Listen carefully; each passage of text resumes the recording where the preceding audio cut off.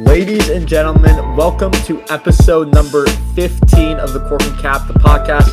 Well, we're going to start off today with an NBA Finals preview. This is being live streamed on YouTube, live streamed on Twitch as well. I'm your host, Sam Corcoran, as always joined by Joel Pettit, and joined today by a special guest, Celtics superfan, Austin Barrick. Guys, how are you doing today? Pretty good. Excited to have our teams in the NBA Finals. It's been everything that's on my mind for the last couple days. Yeah, Sunday night was a night I'll never forget. You know, celebrating with my friends, and hopefully in a 2-3 weeks, the celebration will continue in Boston. Yeah, I mean that was I gotta admit, Austin, that was I feel like that game was that had to be one of the best game sevens I've seen in a minute. I know there's been plenty of better game sevens, but that was just I felt like wire to wire. It was like nobody wanted the game for what it felt like. But overall, Celtics kind of won. Kyle Lowry was kind of not doing his job for Miami, even though like I think everyone in the world hated Kyle Lowry for that game. I know you were texting me all the time.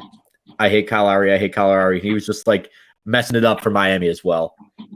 Yeah, I can't wait to not see Kyle Lowry on the basketball court. It definitely wasn't a great game 7 because he had, Lowry flopping around and Butler was the only guy really going. Bam had his moments too, but the Celtics played well up until the last, 3.5 minutes where it was awful to watch. But yeah, glad we finally, got over the hump. Yeah, and the Celtics, it wasn't just this 7-game series against Miami. They had a pretty rough series against Milwaukee as well to get here. Overall, I think what you've seen in the Celtics team ever since you and I went to that game, Austin, this team has completely turned it around this all season long. They have a ton of grit in them. They don't give up. After a loss, you said it best, after a loss. 6-0 in the playoffs. So they're 6-0 in the playoffs after a loss. They rebound. Yeah, they rebound really well. I think one time I texted you like, Dan, that's a brutal loss. And you were like, not worried at all. Ime Udoka knows how to turn it around. So yeah, I think this team they're a very gritty team. They're one of the more underrated teams, I have to say. Now they're at the finals. People are starting to take note, but throughout the season, people were like, oh, Celtics Nets, this could be close. They just blew through the Nets. I think Milwaukee was probably favored against them. Miami, I think they were favored against Miami after that, but I felt like Milwaukee was probably the team that could have beat them, and they were able to get through. Right. When Brooklyn beat Cleveland in the play-in game, that night, Brooklyn opened as the favorites against us, and then, that quickly changed by game 1, and we swept them, although all those games were pretty close. And then Milwaukee, we were favored in after game 1. We were the underdogs. We responded in that game, game 6, Jason Tatum, fourth quarter. And then we were also favored against Miami. And, we battle tested against these last 2 series have, taken years off my life. But man, yeah, it's all been worth it to get to this point, and I can't wait.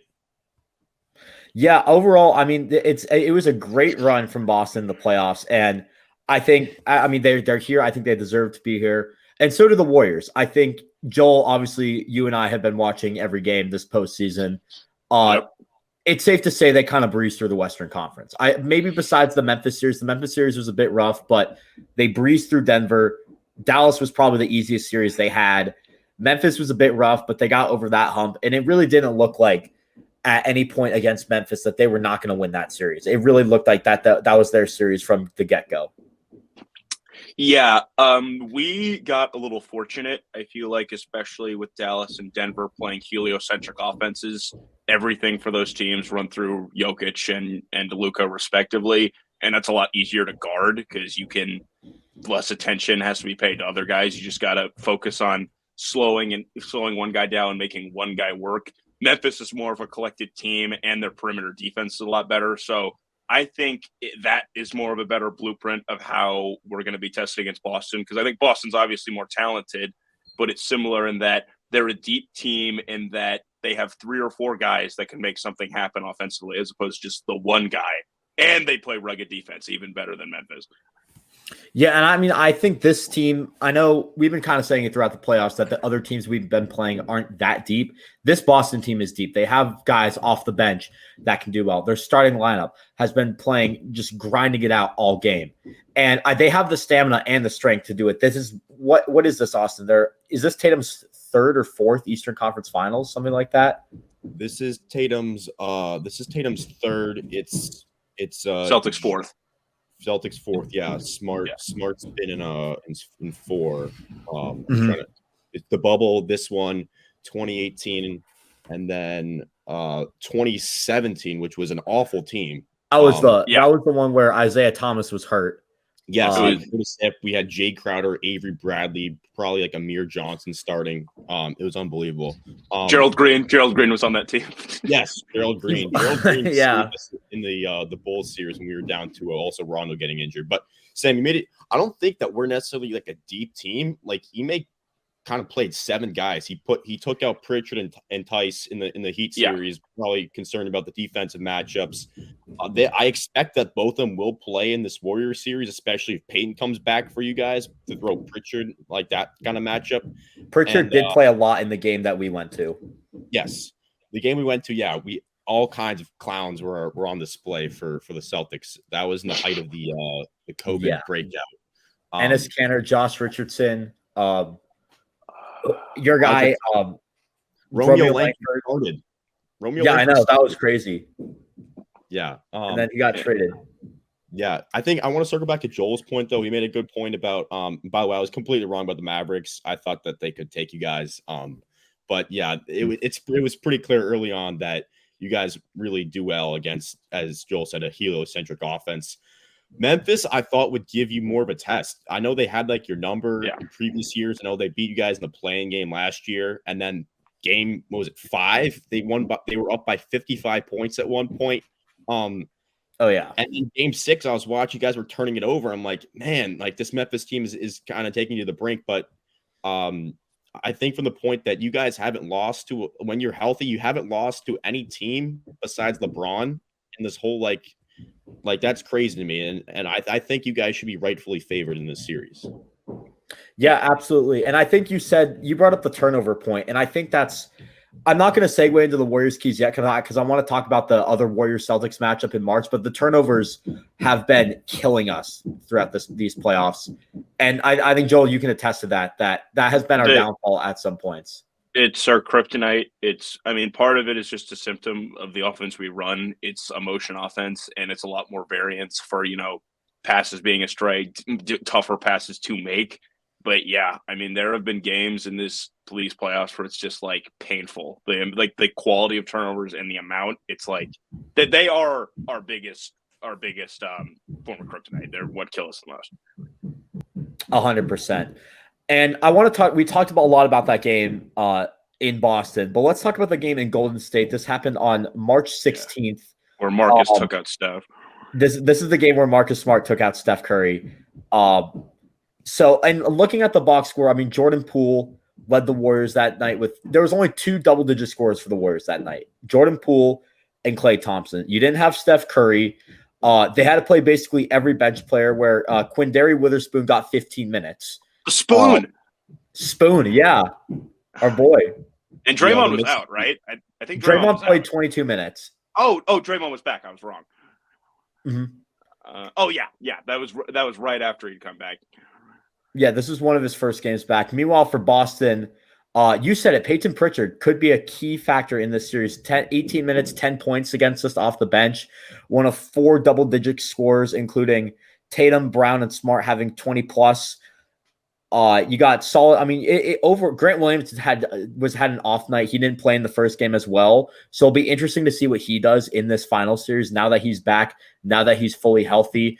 Al Horford, only 6 points in 32 minutes against the Warriors this game. Another really non-factor. Will be interesting to see what he did because he didn't play in that other game. But overall, you look at these two teams in both the games, and I think the one thing that stands out to me, for Boston, I think it's just the same guys really doing what they've been doing all year. It was really you saw the same guys. You had Tatum, Brown, Smart, Pritchard. Really, those 4 guys really stepped it up throughout both of those games. And I think that was really the difference for Boston, especially in the second game. In the first game, you saw Curry, you saw a lot more Wiggins. Wiggins did not play this game. I just realized that. He was out against. So that was another key factor. Wiggins played really well in Boston, did not play in San Fran. So definitely two somewhat there's some similarities and there's some differences between the matchup. But I think now you come to the finals, I think it's going to be a whole nother ball game. Yeah, I don't think that. Joey, no, you go. Right, you go. Cool. Yeah, I don't think you can take away too much from either of those games. Now, Sam, now that you jog my memory, Wiggins did kill the Celtics in that December game. That was very annoying to watch. I think he led scoring that game, or it was either him or Curry, but I think they might have had the same amount, maybe. I think it may have been Steph, but Wiggins was good. Yeah. He had 27 or something like that. Yeah, he had a crazy first half. And then at some points to that Mavs series, it was like the reincarnation of Scottie Pippen. And then, yeah, the Celtics, that first game you can't take away. And then once Curry got hurt, and I know we set the tone for that game early on, which is what we liked. It was basically a classic second half of the season Celtics during the middle of that turnaround. When Curry went out, I don't think you can draw too many conclusions. These teams have been peaking. I think, deservedly so. These are the 2 best teams. I think Grant Williams, though, Sam, he has not been injured. I think he's been one of our few guys who has not been injured. Rob He did not play. He did not play in the game we went to, and I vividly remember you saying that he was injured. He was probably in like COVID protocols or something. Oh, you're right. Yeah, because that was the whole COVID outbreak for you guys. Yeah. Horford and Grant were out. I assume those were COVID related. Yeah, I would have to, because then the Warriors had that outbreak right after that game, and the Celtics had an outbreak as well. So that was the whole. That was like the whole super spreader game. Yeah, Tatum got it right after. Yeah, that was a whole thing. And then like game 1 in Miami, Horford gets a COVID thing, which I guess the anti-Celtics people are quick to forget. But I think I don't think you can draw too many conclusions from these 2 games. Because these 2 teams are, I think the Celtics they won't play as well as what that game in March was, and I think for the Warriors they're a very intelligent team, and Kerr will know how to tell the guys how to respond and all that. So I don't think you can draw too many conclusions from these games. Agreed. I agree, and that was my point I was going to make. Apart from that, it's just the difference in, you kind of mentioned, difference in personnel. For this series, Warriors are close to as healthy as they've been because we're hopefully getting some bodies back, and the Celtics in some of those games were missing guys. So, it's not really fair to judge 2 regular season games with missing personnel as opposed to finals games. There's just a different level of intensity and effort that's going to be put forward. So, I think for people saying stuff based off this season, it's like, okay, well, Steph played 10 minutes in one of the games and the Celtics were missing a starter and likely their best bench player in the game in Boston. So let's see how it goes when both teams, have their troops. Absolutely. And I think that's a good segue into some keys for this series. I know there's plenty to talk about, but I thought it would be a good idea if everybody gives 1 key for each team. We can discuss that, break that down, do all that. Let's start with the Warriors. And Joel, since you're the Warriors analyst on here, I'll give that to you. What's your 1 key for the Warriors against the Celtics? 1 key for the Warriors against the Celtics. I think my key, honestly, is actually, no. Sam, you start. I have to think. The obvious one I think is turnovers, but I think that would be too easy. That'd be too low. Yeah, I was gonna say turnovers, but that's kind of easy. I think the 1 key, and this is gonna sound, it might sound basic as well, but a bit more complex. I think and it's something that's kind of similar to what the Warriors have been doing throughout the postseason. They've been locking up the guys around the main guy. Now the Celtics, I don't think they don't really have a main guy. It's really Tatum. You have a ton of depth. Jaylen Brown could be there. Al Horford can make some moves. Grant Williams had a phenomenal game 7 against Milwaukee. So there's not really any guy you can pick from that. With that being said, though, I think Jaylen Brown could be a superstar in this series. I really do. I think the Warriors are going to have a ton of focus on Jason Tatum. You're going to put Draymond Green on him or Andrew Wiggins. And probably Wiggins. Wiggins, yeah. Jaylen Brown, I don't think that's a matchup you would put Draymond Green on. I think you probably put Draymond Green on a Grant Williams or an Al Horford maybe.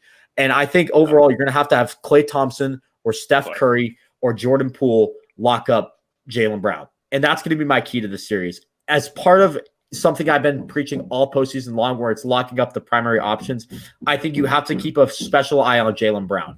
And I think that you could also use that as a key for the Celtics is give the ball to Jaylen Brown. Even though he's been having a phenomenal postseason, that's what they've been doing. But I know it's very specific, but I think keeping an eye on Jaylen Brown throughout the series and making sure you keep the ball out of his hands, he's really not that – I mean, or making sure he just doesn't shoot. He's not good at dribbling. He's a very sloppy dribbler. So if you can get him in a situation where he has the ball, he's the primary on-ball person, and he's not shooting. You want to make him more of a point guard. It's kind of like that. I mean, it's kind of hard to do because – it all depends on what the Celtics game plan is, but the Warriors are going to have to lock him up somehow because he's great off the ball. When he gets the ball, he can shoot, but when he's on the ball for too long, he can get a bit sloppy. I think that's going to be your key. You get a ton of turnovers, you limit the scoring, and you overall can just get a massive advantage. That's a good point. Here's a point of mine. I think if you're Kerr, not being afraid to go to the Draymond at 5 lineup. Boston's best lineups throughout most of the year have featured obviously Rob Williams and Horford. And part of the beauty of Rob Williams is that he's so good as a rim protector, often because they'll put him on a guy that's not much of an offensive threat. But if you have the Draymond at 5 lineup and Draymond has the ball, who are you going to stick Rob Williams on to help off?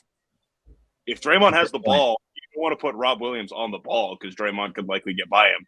And then if you have Poole, Steph, Wiggins, and Klay around him, there's no guy to help off of, really. So I think going to that lineup quickly could give Boston a little bit of a headache and make them change what they want to do. And that's obviously what you want. You want to play your game and make the other team adjust. And I think if you go to that earlier maybe than possible, or just not having any fear of playing that lineup, I think that it could work to our advantage.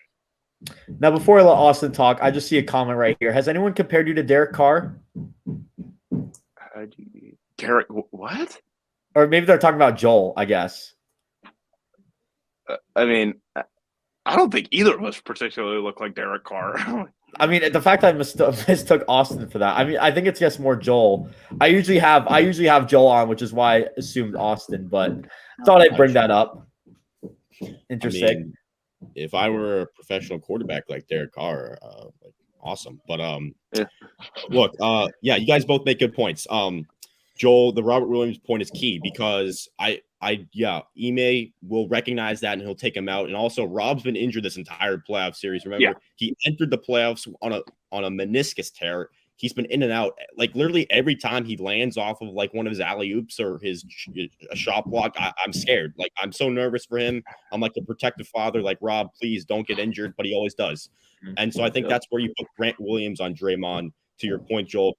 Sam, about Jaylen Brown, I think that's key. And my key for the Warriors as a whole here is make the ball handlers of Boston uncomfortable. We don't really have many guys who are actually good at dribbling the basketball, which is crazy to say because they're in the NBA.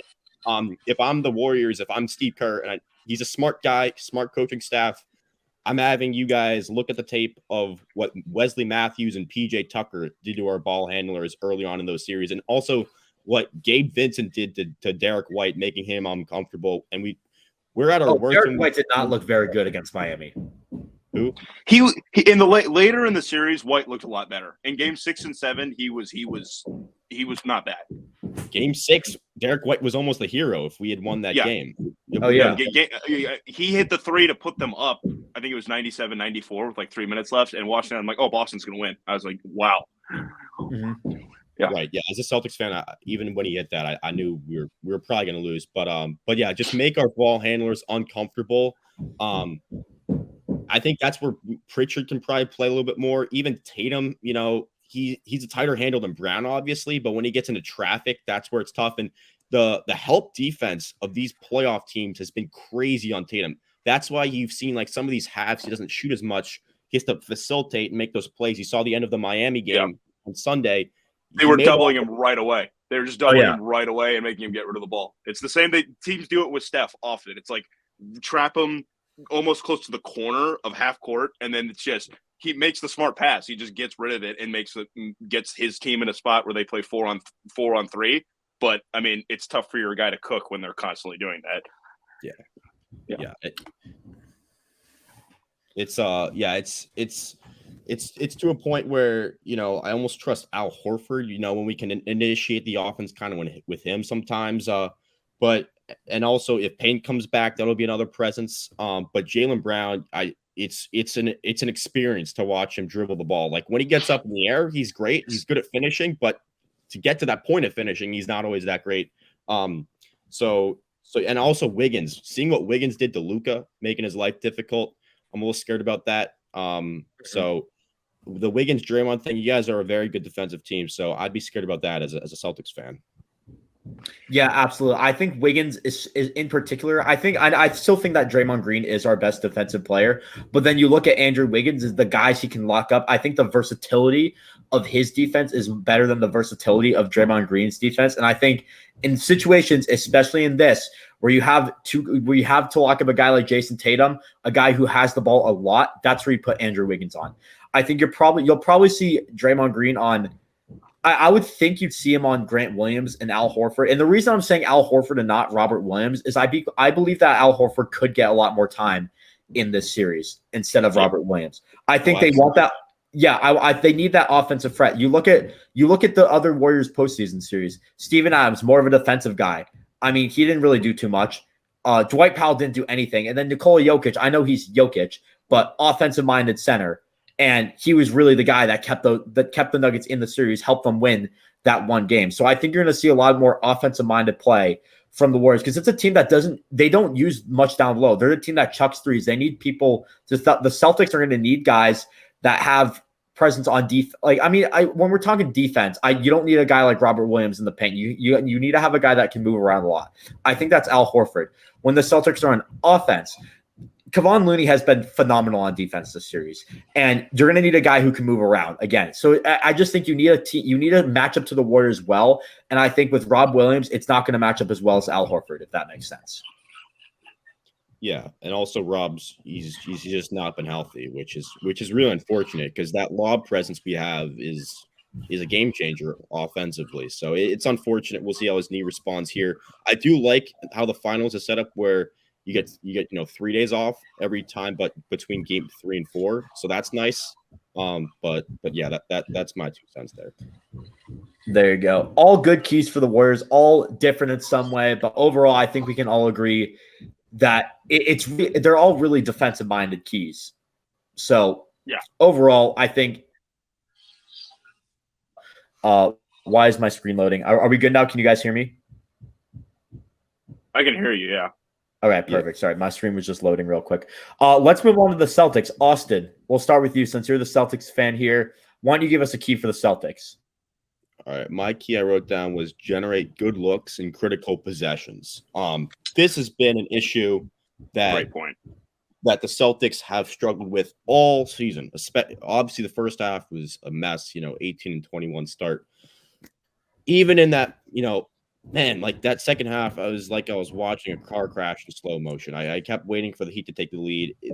Whenever the game gets close, we seem to just be incompetent offensively. For whatever reason, we settle with these Jason Tatum isolation plays, or Jalen or Smart decides he's the hero or something. Like, it's ridiculous. If we can just get some off-ball actions with Jalen, when Jalen's coming off like a down screen, he's got momentum. That's when we're playing well. Or lob it into Horford and he can make a pass somewhere. Just whatever reason, obviously Tatum's a good isolation player, but too much of it, like 4, 5, 6 possessions in a row. And that's where the Warriors, and you guys know this better than anyone, they go on these runs that just put you away like that. And we can't, the margin of error is too small for us to just throw away offensive possessions like that. Absolutely. I think you just have to make sure to do that throughout the series. And I think, the offensive margin of error, you have to really use this offense efficiently throughout the series. And I think you bring up a good point with that, because if you're not going to do that, if you're not going to score those points, the Warriors are just going to come back and bite you right in the ass. You've seen that in the Dallas series where they were missing a ton of threes in game 3. Kleber had nothing, and the Warriors won that game. And it was the score. I was actually a lot closer than people think it was. It was a 9-point game. Dallas just looked absolutely atrocious that game. And that's why it didn't feel close at all. So overall, I definitely agree with you that I think the Celtics offense needs to perform well. But on the other hand, I'm going to go with a more defensive key. And that is that they have to like make sure this is a bit of another complex one, but make sure that there's a ton of guards on the Warriors, a ton of 3-point shooters. You have Steph, Poole, Clay. Obviously, those are the main three. You have Gary Payne Jr. is more of a defensive-minded guy, so I'm not going to talk about him too much. And then at forward, you might have Otto Porter coming back. Andrew Wiggins, definitely still a slasher, an offensive threat. I think it's really on. What was that reaction, Joel? You left out a particular forward. Draymond Green. No. Bielitsa. Dude. Oh, your guy, Kuminga, obviously. Yes, God. I mean, hey, we don't know how many minutes he's going to get, though. So He should get some. We'll see about that. But I think my key for the Celtics is perimeter defense. And I think you really just have to make sure that when it comes to the 3-point line, the Warriors are taking poor shots there because that's where they really thrive. And against Dallas, it was really the Dallas defense did not live up to that, and that's why the Warriors blew past them. The Celtics should learn from that, and they have to commit to this, making sure whether it be moving the ball around the guard's hands, whether it be locking up the guards and making them pass inside to Looney or pass inside to Draymond Green. I know Looney had that 20-point performance, but that's not what the Warriors want every night. Looney is the guy who's manning the middle and more of he's not getting many offensive minutes. Overall, I just think you have to, and he's going to be moving around a lot. So overall, I just think you have to play great perimeter defense if you want to win this series. Very solid point. I think the number one question mark I have is just the health of Robert Williams. I mean, with the time off he's getting, you wonder what percentage he's got. That game 7, he didn't have a lot of run, and he didn't look great. So I want to see how he looks early on in this series. But from a more certainty and like a guy that we think is more healthy, my biggest point for the Celtics is just Marcus Smart's play in general. The Celtics are the only team since Kerr has taken over as a coach that has had a winning record against the Warriors. And a big point of that, weirdly, is I think Marcus Smart always plays Steph incredibly well. He does play him really, really well. And they were one of the 2 teams to beat us at home that 2016 season. I just want to interrupt that real quick. Yeah. Yep. Very true. Both those games against Boston that year were great. It was the double OT game and that game. They always just play as well. And then, what was I going to say? Smart, just chasing Steph around picks. I mean, Steph's obviously, he's the nucleus of our offense. So if Smart, it's like what you want to do with all the great players. If you can just make him work that little bit harder, so by the end of the game, his legs aren't there quite as much, or, forces Steph into more turnovers. Like you said, turnovers are fucking the bane of our existence. So if he can do that and bring that and his ankle can hold up, because I was a little worried because in game 6, Smart really didn't look like he had it. But in game 7, obviously, he led the team in shots, which I think Celtics fans kind of would have a heart attack hearing that. But, he did keep him in the game. That third quarter, he hit 2 threes, I think.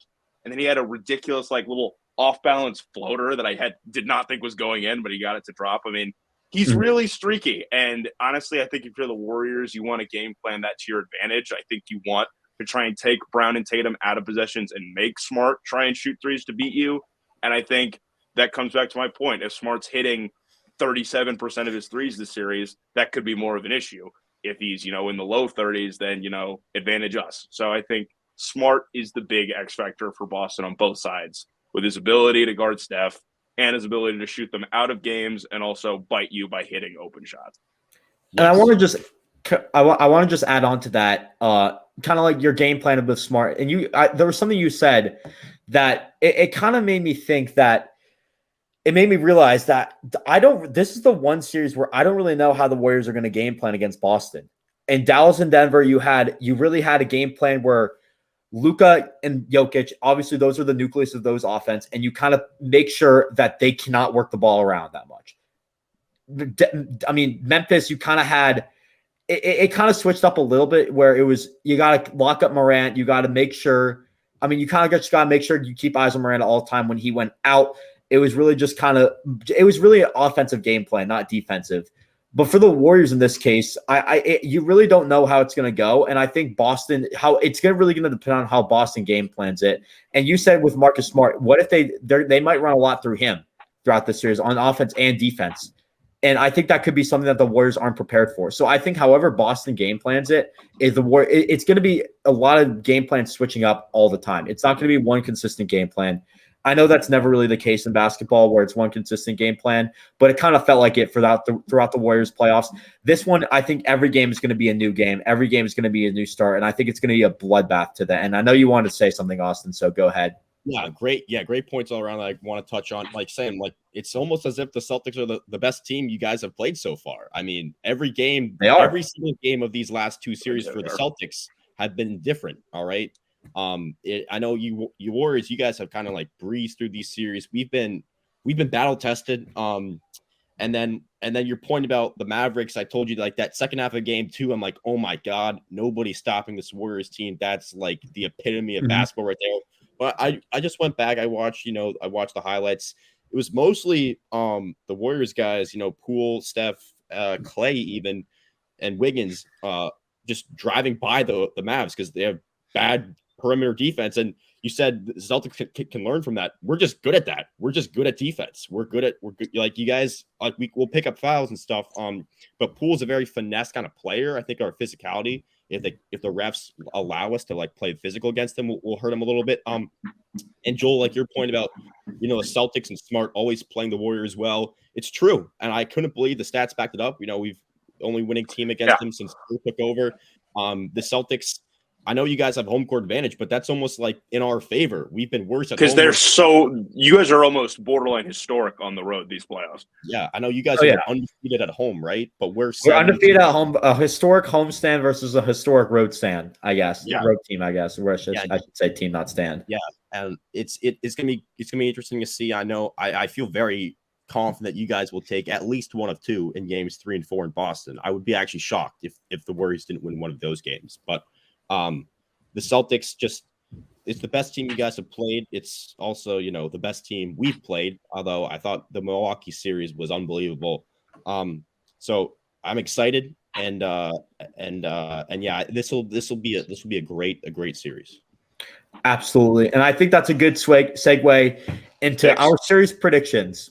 And I'll start first. I think game 1 will go the Warriors' way. I'll say that right off the bat. I think the Warriors will win game 1.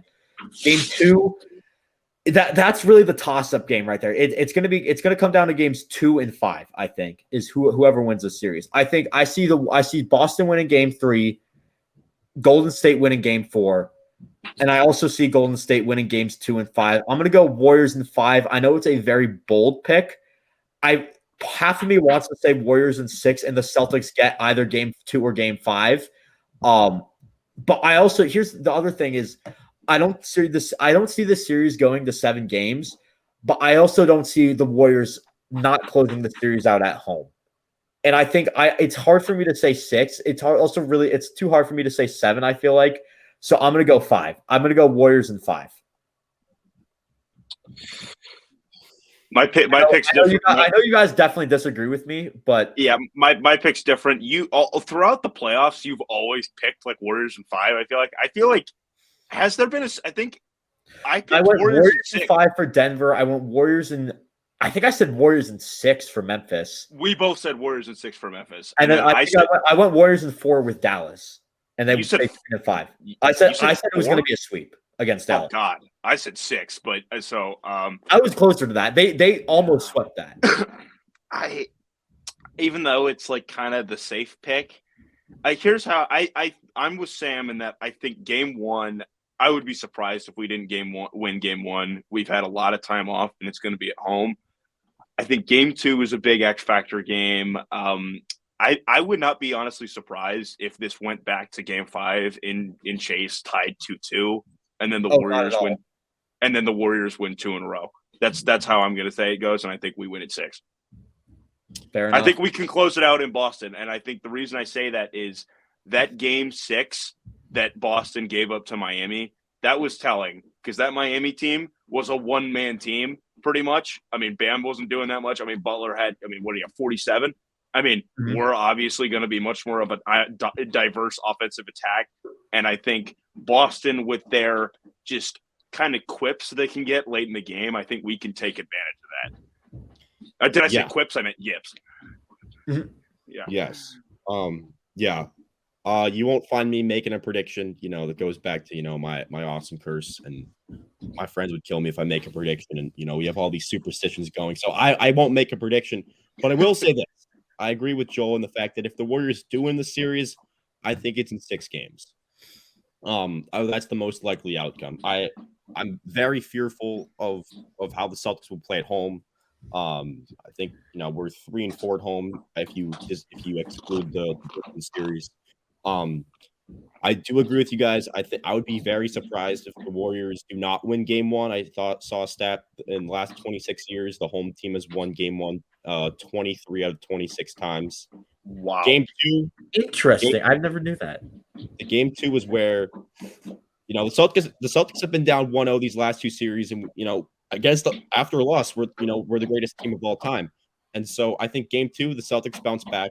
Game 3, I think the Warriors take. Game 4, the Celtics take. That's where Scott Foster will be reffing for us. So don't worry. Oh no! Oh, I didn't. The extender. Is he actually reffing this series? Oh, he should he's be. got it. He's got it. He will be. With the he's one of the most experienced refs in the NBA. They'll give him 1 or 2 finals games for sure. Exactly. And then so I think it'll be tied 2-2 heading back to San Francisco, and that's right where we've lived. We've lived this for a month now. These 2-2 series, and then I think the winner of Game 5 wins the series. I think if the Warriors win Game 5, I think they win Game 6, as Joel said. But if the Celtics win Game 5, I think it's going 7, and at that point it's anybody's game. But I hope it's 1-1 after 2, and I hope it's 2-2 after 4. So that's what I'll say. Fair enough. I think I definitely think if Boston does not win at home, they're screwed. I think that's kind of obvious. But I also think that if you're Boston, you have to win 1 game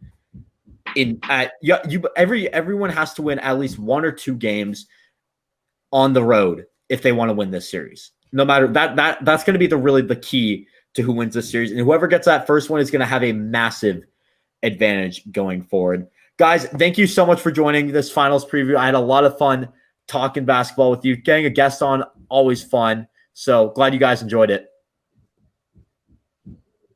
Absolutely. Well, coming up, segment 2, talking about the Oakland Athletics. Jake and I are going to jump into that. Lots going on around the team. You guys will not want to miss out. Stay tuned.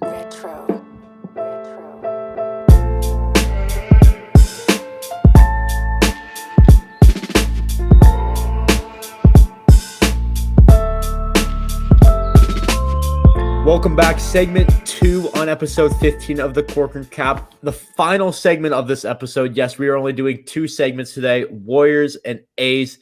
I'm your host, Sam Corcoran, joined to my right, as always, by Jake Hart. And Jake, man, 1 win in the last 7 games. I mean, that's just brutal, man. Yeah, and it was, especially the way that these happened, where it seemed like every game we were in it or tied or winning in the 9th inning. And just the bullpen, which had been our strength in the past, it really crumbled. We talked a lot about last episode. Danny Jimenez, maybe he's the rookie of the year.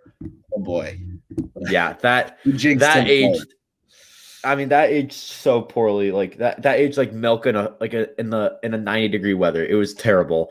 Yeah, Danny Jimenez. I want to talk. I think we'll just start with him because the most recent game was the Astros game, and he took the loss for that. And he blew the game. He loaded the bases in the 9th. Yordan Alvarez, they took him out. Yordan Alvarez then floated one in the center field, and they got it was a 3-run double, and then that was the game basically. I know the A's got a hit in the guy run in the 9th as well, but still 5-4. You got to win that game. And I think what a lot of people are saying is Danny Jimenez. People are starting to figure him out, and I think yes, I can agree with that. Because overall, he has like 2 pitches, and teams are starting to lay off the slider and just sit on the fastball. So, you're starting to see a little pattern where teams are starting to figure out Danny Jimenez. And yes, he was a rookie at first, and then now he's here. It's going to be interesting to see how the A's are going forward with this. What was the stat you showed me about his ERA the other day? It was like it jumped up after like 2 games. Yeah, when we recorded last time, it was a 0.5 something, and now it's a 3.9. Oh god, yeah. I think we're definitely seeing two polar opposite Danny Jimenez, and for him, it's going to be finding the middle ground and finding a consistent place where he can have a mid to low 2s ERA, which I think he's capable of. But I mean, it's a lot of walks, it's a lot of base runners, and that has led to I mean, we kind of knew it was going to happen eventually, that he was going to give up some more runs, but it kind of the gates flew open and everyone started scoring on him, which is just it's almost a return to the mean of how many base runners he was giving up. But I do believe he can come back if he figures out a way to not be Lou Trevino and not be super streaky, where he goes from unhittable to unwatchable in about a week. Yeah, I mean, hopefully he can turn it around. There's been some other guys in the bullpen that have still been doing decently well, but at the same time, I mean, AJ Puck's kind of struggled ever since he kind of got this homestand. They sent some guys down. Justin Grimm they sent down. You also have, I mean, they did send us some new guys. Sam Selman. He was doing pretty well, honestly. I know he gave up that hit to Yordan Alvarez, but after that, he kind of just got through the rest of the inning, put the game away. Obviously, we didn't win, but like he did his job. Now, but overall, I think the one Zach Jackson has also been really struggling a lot recently. I've noticed. I know he was leading the team in holds. That's kind of gone away. But I want to bring up the point where the A's in the 8th and 9th inning has been doing absolutely terrible when it comes to pitching. 4 runs in the 9th against Houston. 4 runs in the 9th against Houston on Wednesday. Before that, they had 2 runs in the 8th against Houston on Tuesday. 1 run against Houston on Monday. Trying to pull up all these games. It keeps sending me back. But I know we had the pass ball in the 9th against the Rangers on Sunday. The Saturday game wasn't that bad. And then the 9th inning again on Thursday and Friday, the A's were up or they were tied, and they just blew it wide open. Yeah, it's brutal to watch something that has been such a strength kind of break down. But I mean, I still do think we have some strong points. Sam Maul came in after Jackson walked 4 straight batters 2 days ago. He came in and got a pop-up with the bases loaded, no out, strikeout with the bases loaded, 1 out, and then got the next batter out, and then a strikeout in the first batter at the top of the 9th. So he's looking good. I think Puck, again, like a little bit of regression to the mean of giving up a few runs here and there, but he's still solid. Acevedo has pitched much better. I don't know how long-term that's going to be, but and then a guy like Tapia, who throws like 99, 100 miles an hour. Yeah, he's a flamethrower in the future. Yeah, I believe the whole call-up was they sent Grimm down. They sent a few people to the IL, and Dalton Jeffries being one of them, which we'll talk about in a sec. And they got some more bullpen help, which I think they needed. I think they needed a bit of bullpen help, and it's kind of showing right now with some of the guys struggling, with some of the guys going down to AAA. It shows that this team needs a bit of bullpen help, and hopefully that'll be on the way. You got Boston coming up, then Atlanta. So 2 somewhat tough series. Cleveland also coming up. I know Cleveland, if you look at the standings, they're just below 500. Same with the Red Sox, but Atlanta, man, that's going to be an interesting series. The Matt Olson return. They're also below 500, which is kind of surprising. They do have some big bats. The defending World Series champions. You have to always watch out for a team like that. Yeah. The whole transaction, which you were saying before, Jeffries and Bolt got transferred to the 60-day IL, and I think they sent down Lemoyne, Kolarek, and who was Grimm. the last guy? Grimm and Logue as part of. Grimm was the day before for Pruitt, but and then they called up Tapia and a few other guys that we haven't. Selman, and who was the last guy? I don't Pruitt. know. We've only seen him once. No. Pruitt was the day before. Oh, okay. Never. I don't know who it was. It might have been Markle. Kaprelian. Parker Markle. Oh, Parker Markle. Yeah, I don't know why I said Kaprelian, but Parker Markle. I think we've only seen him once or twice, maybe. Yeah, decent outings from him, from what I remember. Yeah, he just pitched in one game, 2/3 of an inning, gave up a couple base runners, but got a couple strikeouts. I think that might have been the game where he gave where the pass ball happened. That was called a wild pitch. Was that him?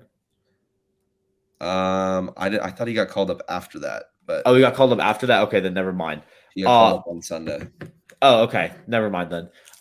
Anyways, I think the bullpen. I think that's the main concern right now, and I think especially in these games where you're at a point where I know the A's have 20 wins, but that's not good. 20 wins at this point. They're a 21 team. There's only a handful of teams that aren't 21 teams, but you got to get those wins up if you want to somehow still have a chance this year. Obviously, I think it's safe to say that the A's will not be making the playoffs, but at the same time, you want to get some wins in. I think this bullpen, the starting pitching has been phenomenal. Blackburn, I mean, as we've been talking about all year, Blackburn's been looking good. Montes, Irvin had a phenomenal outing yesterday.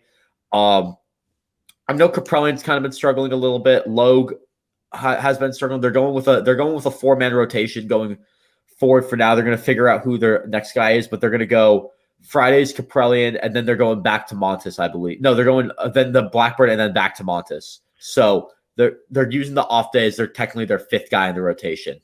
Yeah, I mean, as bad as these have been, we're only 8.5 games out of the wild card. So again, like if they still get hot, and the blame is really still. I know you said the bullpen is where the blame rests, but that's the real blame. Yeah, I think we all know where the real blame is. It's the hitting, and it's basically we've returned to any guys that we were excited about have completely gone away.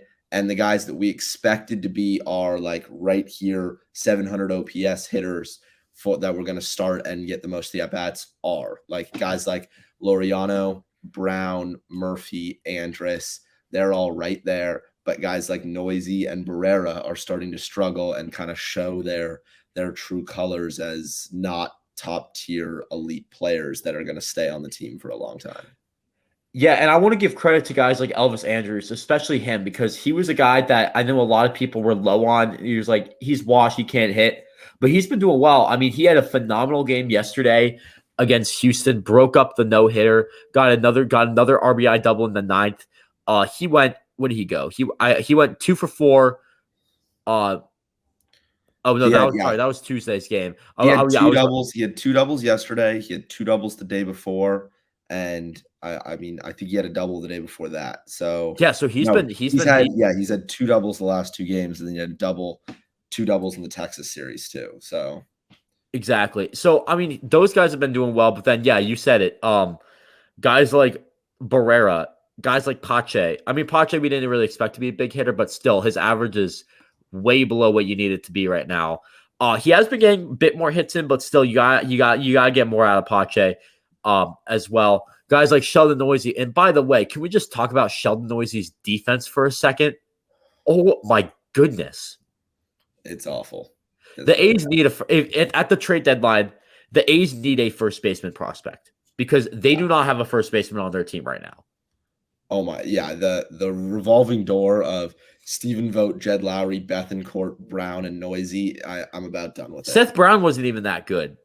They're all bad. They're not. Yeah, none of them are good at first base. If I'd say if you could get a good first baseman prospect, Andrew Vaughn, I know has been talked about a lot for the A's. If you get him, if you get any other good first baseman prospect, you go for it because that's what you need. That is your top priority right now. Vaughn is not a fielder,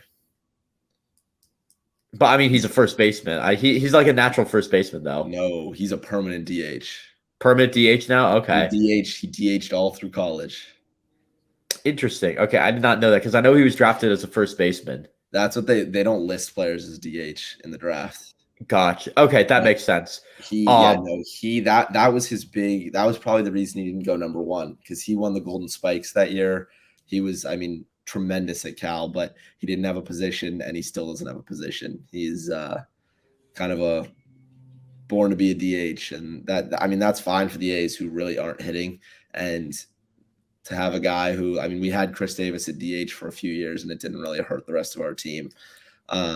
So I think that obviously if we can get Vaughn, I'd love that, but he's still hitting really well. I think he's an 850 OPS or something around there for the White Sox. So I don't know if they're willing to, a struggling team willing to give up major league talent.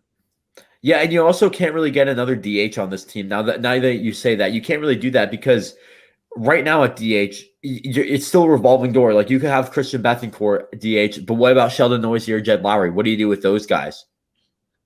Yeah, I mean, it's a whole question. I think obviously if I were in charge and we're playing fantasy GM or something here, but I think there's a lot of veterans right now that are not contributing and they're just taking away ABs from younger guys who could look good. Like guys like Tony Kemp and even Noisy at this point is kind of, I mean, he's older.